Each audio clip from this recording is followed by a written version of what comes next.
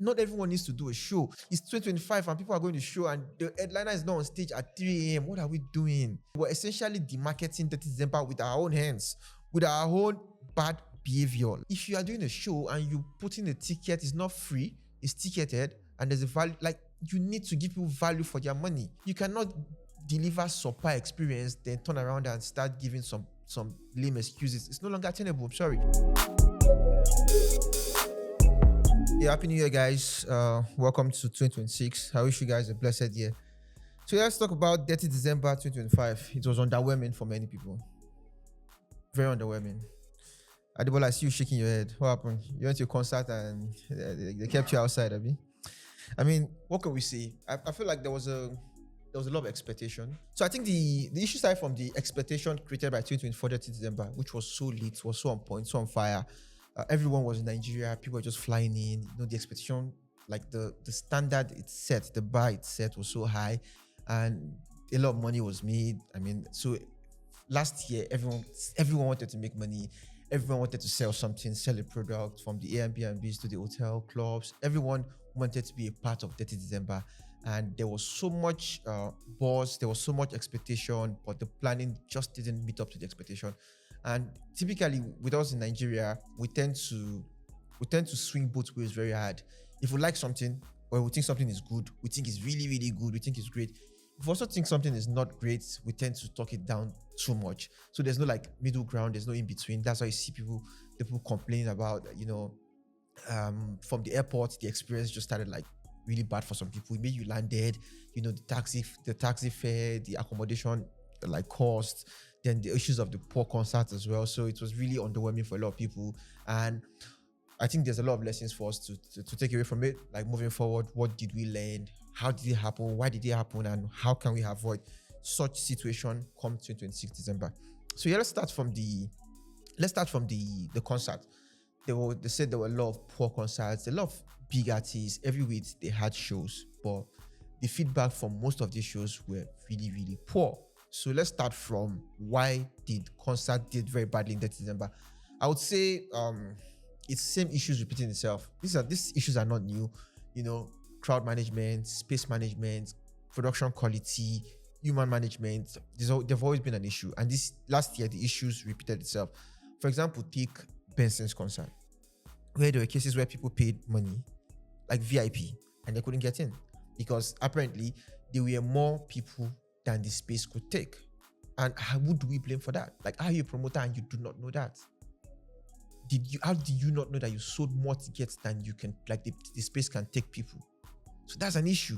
That's poor planning, and it's not new. The same issue with Fola, like there were more people than the space could take. Yeah, there were cases of fake tickets actually, which is sabotage. People selling fake tickets. I know for a fact, like Alhaji Poplin of Milan Block Party was talking about how they had to take down 2 sites that were selling fake tickets, for the Detty December, for Fola's concert, beg your pardon. And despite that, there was still, then with the tickets sold as well, there were more people than the space could hold. It was really messed up. There was security hazard, and it just really messed up. But it should have been a great moment for the guy because he had a good year. That concert was supposed to be a statement for him. It was supposed to go there, shine, show people he could perform, and also leverage the diaspora community that came to see him, so that when he goes on the road in 2026, like the word of mouth could see, okay, this guy is great. There's a lot to look out for, and he dropped a good album, a fantastic album that did well. So it was supposed to be a big moment. Then the whole the crowd control, the tiny, the small space just messed up everything. Then there's also the case of the human factor where everyone wants to be outside. You don't have a ticket for a show, then you want to show up. Why?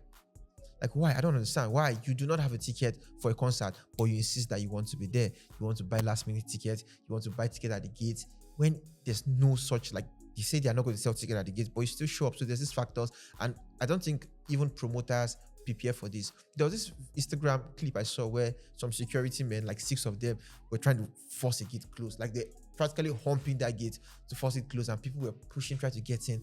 So there's that chaos. And for you to really manage that chaos is a lot. You have to invest in security. You have to invest in proper ticketing and also maximize the space. Make sure this space can take the people, to avoid security risks. If a space can take 5K people, sell 3K ticket. That's how it's done.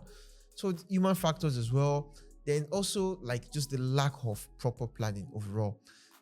As an artist, you think once you collect money, that's all. Just pay me, let me come and perform and go. It doesn't work like that. It doesn't work like that. When you want to headline a concert, you have to understand that your name, your brand is involved. Your brand is involved. If people come to that concert and they don't get the value of the experience they paid for, you are the first person they would drag. It's as simple as that. It's as simple as that.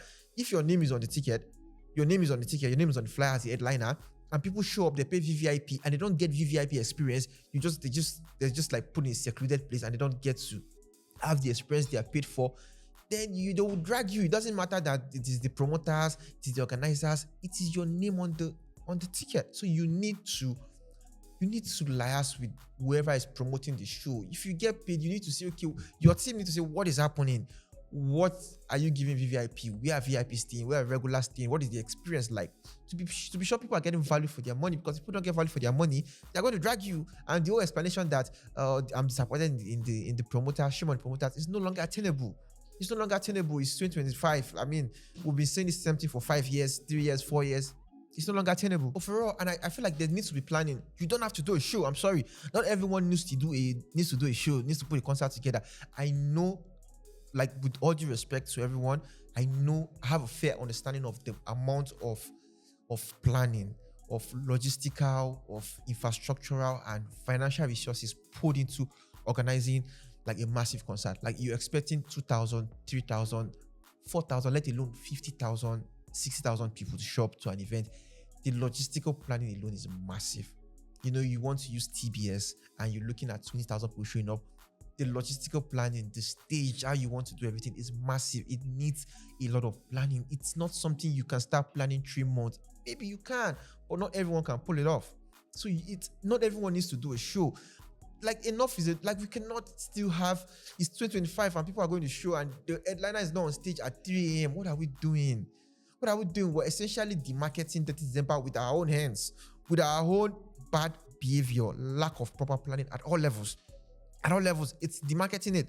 Now, it's not anyone trying to demarket it, it's just the lack of planning. So it's not a must to do shows. If you are doing a show and you put in a ticket, it's not free, it's ticketed, and there's a value, like, you need to give people value for their money. You cannot deliver subpar experience, then turn around and start giving some lame excuses. It's no longer attainable. I'm sorry. It's no longer attainable. So now that brings me to the concerts that did well. A couple of concerts actually did well. Like, the feedback were great. People had fun. All the Flight Time concerts, shout out to Cecil Amon. All the Flight Time concerts did well. I was at Bado's concert. People had fun. It's like the people even sat down regular, which I liked. People, like, there were seats for regular to sit down and were behind, and I was my people behind, and it was a great experience. People had value for their money. If you're buying a table, the people who bought table, there was stuff on the table. If you like at the table, there were great stuff there. There's value for money. So, and I mean, the biggest concert of Detty December was definitely Adekunle Goods, live in Lagos, National Theatre, and it was a blast. I was there, and I'll tell you, it was an absolutely amazing experience. And this is why I think that concert did better than most concerts, and it was like the biggest, most talked about, most celebrated concert of December. Number one, it's because of the intentionality that went behind the concert. Now, Adekunle Gold calls himself the greatest showman, and it's not just talk. He backs it up every time. That concert, I think 26th or 20th of December, the planning, the sheer scale of the planning, everything from the picture booths to the food stands, to the drink stands, to the ticketing areas, to how you get in, to the coordination, the number of ushers there to assist you. Everything was really, really properly done. And even the ambience. Now, shout out to the committee of bankers that renovated the National Theatre. They did fantastically well. It's really a thing of pride because I was there. The ambience alone, it's beautiful. You need to be there. It's absolutely stunning. So the ambience really give you an expectation. And Adekunle would say, come dress in black tie, corporate, fancy. And people showed up.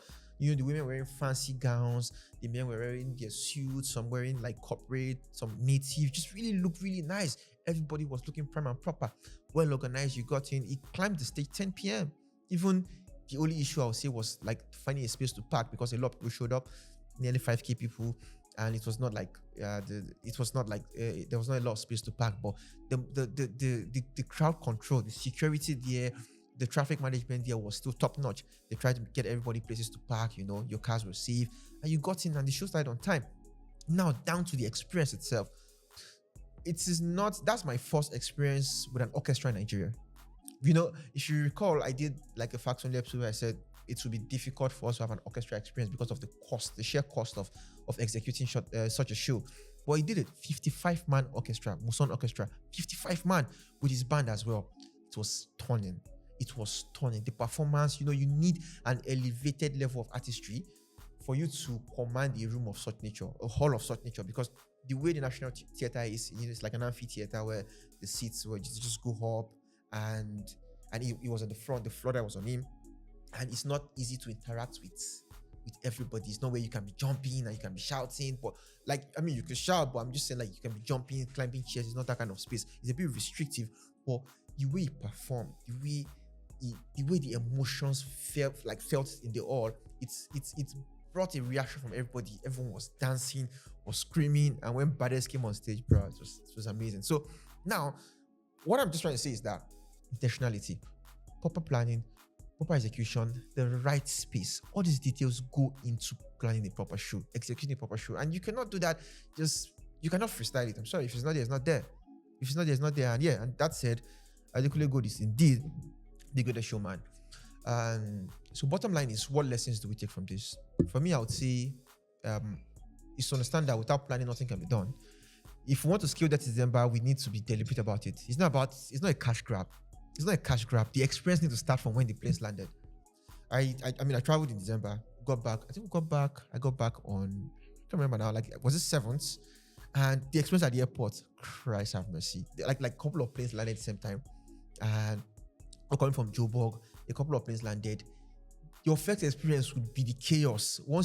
After you go through immigration, which is quite better now, for Nigerian passport holders, you go there, they scan you.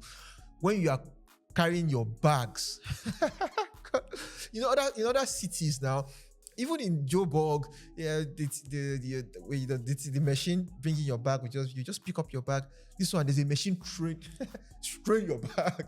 The machine is outdated and it's train your bags. Like, the box is just flying. Then there's some people who work that area where they need to pick the bag and drop it. Those ones, they don't pick back and drop it. They pick back and they throw it. You have to be shouting, "That my box is that my box." So the experience from the airport is bad. I'm sorry. That is December experience. It starts from the airport. From when people see welcome to Nigeria, they have to start seeing, like, the ambience needs to be good, the experience needs to be better. So yeah, that's it. Fix that experience. Everybody, fix up all these extortionist policies. You cannot start, you have 10 months to plan, give or take. Start from January to October. 10 months to plan. Put things in order. Put infrastructures in place. Put policies in place. Don't wait. I'm sorry. Don't wait till November. As a federal minister, don't wait till November, then you start telling us, we ask the federal government to put together a task force. It is January. Let that task force start working. And tell us what that task force is doing to make that December scale. It's that simple. Actually, get the job done. Get the policy done. Like, what do you want to do? Let it be clear cut. It's not a matter of talk alone. Fancy talk. Don't wait till August. Then you come with a silly policy that something $11 tax for air ticket, when it's just December tax, when you've not actually done anything to make the experience better. So for everybody, starting from the government, the government needs to do better in terms of infrastructure. Look at Lagos State, for example, the roads there. It can be better. I don't want to turn it into a political rant, but it could be better. The airport experience can be better. The private sector, people providing services, it could all be better. For now, it feels like the services doesn't match up to the price. The value doesn't match up to the price. And it feels like it's a shakedown. And people don't want to spend money when they feel that they're getting cheated. So now that December is becoming, it's just like last year just was a reality check for everybody. It's how you respond. It's how we respond to it as a country. It's how we respond to it. So yeah, we have 10 months to plan. Get to work, start planning. Make sure you have your whatever you want to do, whatever you're selling, whatever you own a restaurant, you own a club, get to work, start planning. And the bottom line is that as an artist, you cannot run away from the experience of the show. You can give a great performance, but if people struggle to get in, they pay for VVIP, they don't have that experience.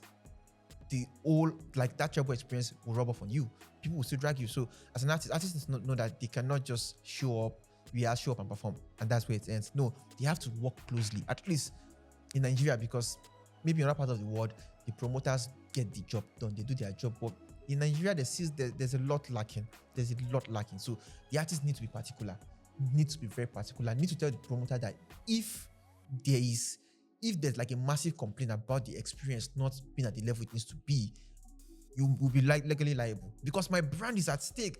I mean, I saw people asking people for refund. They were tagging Budge, telling him, how come the headliners are not on stage at 3 a.m.? People were asking Benson to refund their money. People were calling out Fola and everything. It's not good for their brands. So I think artists themselves and their team, they need to start having a clause in this contract that if the organizers fail to deliver the level of quality required to match their own brand, they are going to be legally liable. I think that's a clause that should come with every show now. Yeah. Then lastly, I think 2026 we're going to see more people try to build communities in terms of off-season events, parties, concerts. Not everyone needs to do a concert. Is that in Detty December, that dance parties, dance events like Dance Cool, all this monochroma, like therapy, all group therapy, all this EDM, all these house parties and stuff. It showed that people are prioritizing where they spend their money, and not everyone is like buzzing to go see somebody. Some, like depending on the artist, but people now want to just go to intimate spaces, have fun, listen to music, dance, enjoy themselves, and not necessarily be overburdened and stressed out by a concert that doesn't deliver on the ticketing price, right? So, and it's not something that everyone wants to up on, because typically Nigerians, you want to up on everything. You see all these guys doing this, all this, even in the day, Dance Equal, all these guys are doing really well, and you feel like, okay, let me just do what they're doing. It doesn't work like that. You have to build communities. These guys build communities, and they build it off season. Every other month, every other week, there's an event happening. They are cultivating their communities. They are building it. There's synergy. There's connection within that community, and that December is like a crowning moment for them. So everyone needs to build communities more. Those kind of events will be more popular in 2026, and if you want to leverage that, you need to start building communities now. So yeah, so bottom line is for us to scale that December and have and avoid the repeat of the underwhelming nature of this year, or last year rather, there needs to be planning on upside, government, public sector, private sector, from the consumer side as well. There needs to be intentionality, and there needs to be collaboration, because that's the only way that 30 December will grow to what we think it can grow and become like Nigeria's biggest cultural and tourism export. Yeah, and that's facts only.